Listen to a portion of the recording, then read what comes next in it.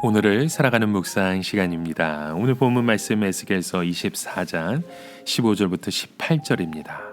여호와의 말씀이 또 내게 임하여 가라사대 인자야 내가 내 눈에 기뻐하는 것을 한번 쳐서 빼앗으리니 너는 슬퍼하거나 울거나 눈물을 흘리거나 하지 말며 죽은 자들을 위하여 슬퍼하지 말고 조용히 탄식하며 수건으로 머리를 동이고 발에 신을 신고 입술을 가리우지 말고 사람이 부리우는 식물을 먹지 말라 하신지라.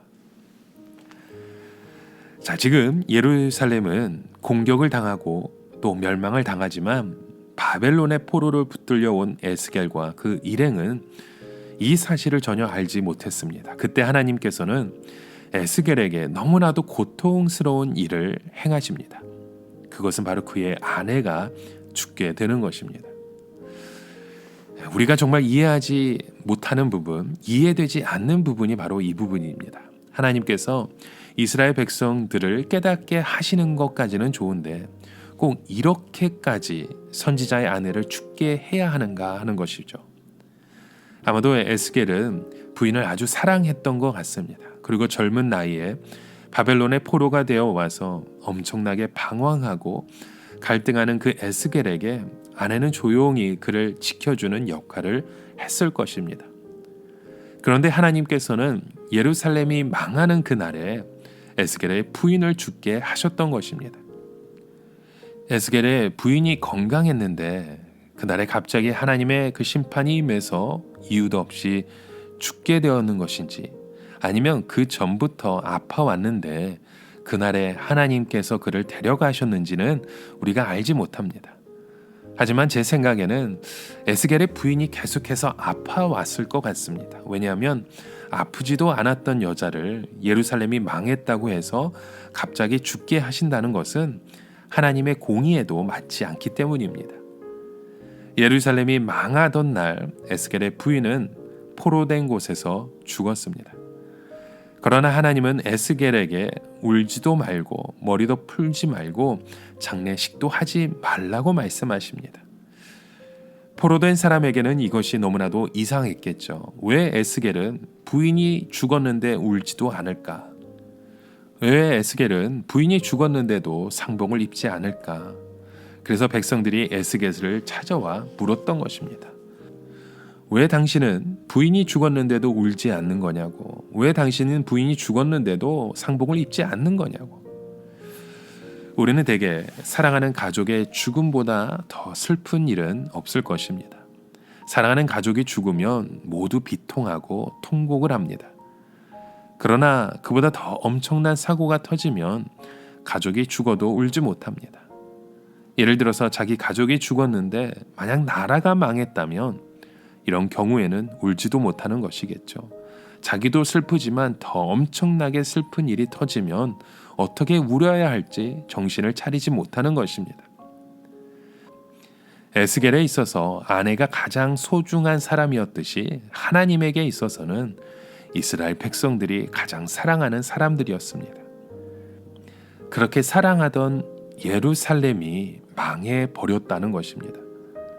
하나님의 자녀가 죽게 되었다는 것이죠. 이스라엘의 모든 소망이 끝장나 버린 것입니다. 이때 어떻게 에스겔이 자기 부인이 죽었다고 해서 울 수 있겠습니까? 우는 소리도 낼 수 없었던 것이죠. 여러분, 우리가 알아야 될 것은 바로 오늘 저와 여러분이 하나님께서 가장 사랑하는 사람이라는 것입니다. 우리가 오염되고 우리가 교만하여 죄에 빠지면 하나님의 자녀가 죽는 것과 마찬가지인 것입니다. 하나님에게도 아무런 소망이 없어지게 되는 것이죠. 이스라엘 백성들이 망하지 않는 방법이 있었습니다. 그것은 하나님의 말씀과 성전을 자기의 목숨처럼 지키고 살아가는 것입니다. 세상의 명예나 안정된 생활보다 하나님의 말씀을 진정으로 사랑하고 성전을 진정으로 사랑하는 것입니다. 여기서 사랑한다는 것은 무엇입니까? 내 자신의 욕심을 위해서 이용하지 않는 것입니다. 하나님은 이스라엘 백성들에게 하나님의 그 심정을 좀 알아주기를 원하셨습니다. 그들이 성전을 사랑했고 자기 자식을 사랑하는데 하나님은 이것을 훨씬 더 하셨다는 것이죠.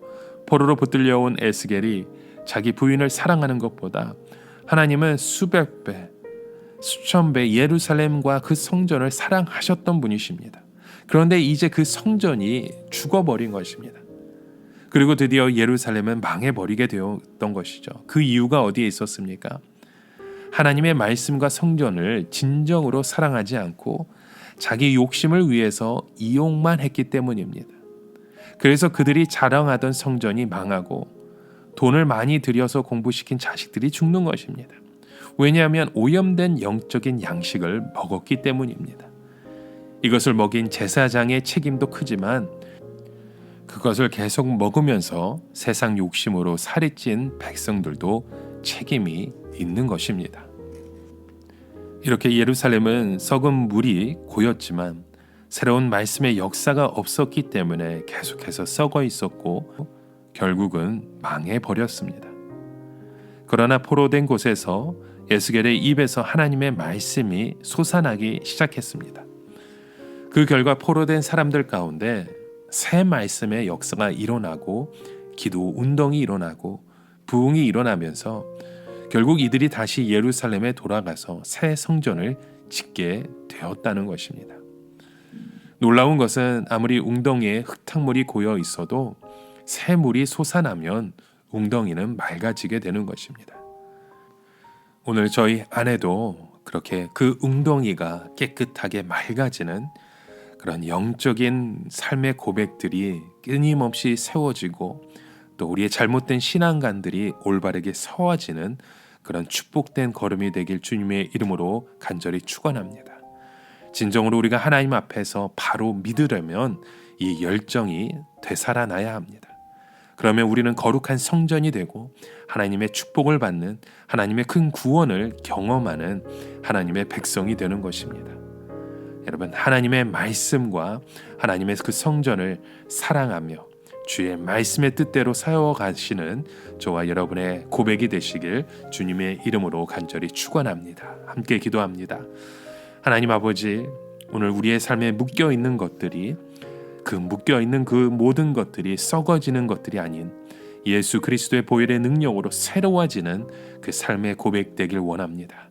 하나님, 우리의 삶 가운데 썩어지고 있는 것들이 다 드러나게 하시고 정결케 하여 주셔서 예수 그리스도의 보혈의 피로 깨끗하게 고침받고 회개하고 치유받는 놀라운 하나님의 백성 되게 하여 주시옵소서. 예수님의 이름으로 기도드립니다. 아멘.